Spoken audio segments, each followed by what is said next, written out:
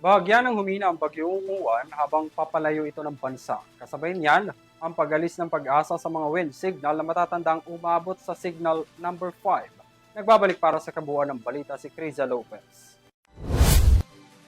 Unti-unti nang inaalis ng pag-asa ang wind signal sa mga lugar na dinaanan ni Typhoon Uwan noong linggo.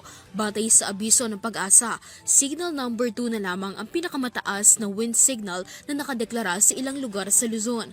Ayon sa pag-asa, nasa ilalim pa ng signal number 2 ang lugar katulad ng Batanes, Cagayan, kasama ang Bubuyan Islands, ang hilagang kanluran ng Isabela, Apayao, Abra, Kalinga, Mountain Province, Ifugao, Benguet, Ilocos Norte, Ilocos Sur, La Union, ang kanluran at central portions ng Pangasinan at panghuli ang ilagang bahagi ng Zambales, habang nasa ilalim ng signal number 1 ang nalalabing bahagi ng Isabela, Quirino, Nueva Vizcaya, nalalabing bahagi ng Pangasinan, Aurora, Nueva Ecija, Zambales, Bataan, Tarlac, Pampanga, Bulacan, Metro Manila, Cavite, Laguna, Batangas, Rizal, Quezon kasama ang Polillo Islands, Occidental Mindoro kasama ang Lubang Islands, Oriental Mindoro, Marinduque, Calamian Islands, Camarines Norte at panghuli ang hilagang kanluran ng Camarines Sur.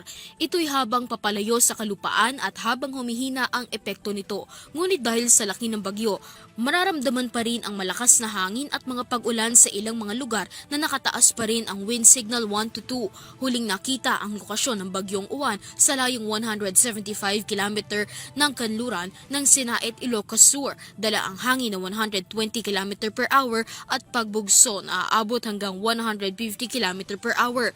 Base sa Track and Intensity Outlook ng pag-asa, lalabas ng Philippine Area of Responsibility ang Bagyong Tino ngayong araw ng Lunes o Martes na may direksyon na northwestward. Mula rito, maaaring muling bahagyang lumakas ang bagyo habang patungo sa southwest water ng Taiwan. Dagdag ng pag-asa, maaaring pumasok ulit sa loob ng PAR ang bagyo sa Huwebes pagkatapos maglandfall sa southwest coast ng Taiwan na tuluyang makakapagpahina sa Bagyong Uwan. Sa pagpasok nito sa Pilipinas, ang trough o ang buntot na lamang ng Bagyong Uwan ang mararamdaman sa kalupaan. Naglandfall kahapon ng 9:10 ng gabi bilang isang super typhoon ang Bagyong Uwan sa Dinalungan, Aurora at humina bilang isang typhoon category ang Bagyong Uwan bandang 11:11 ng gabi.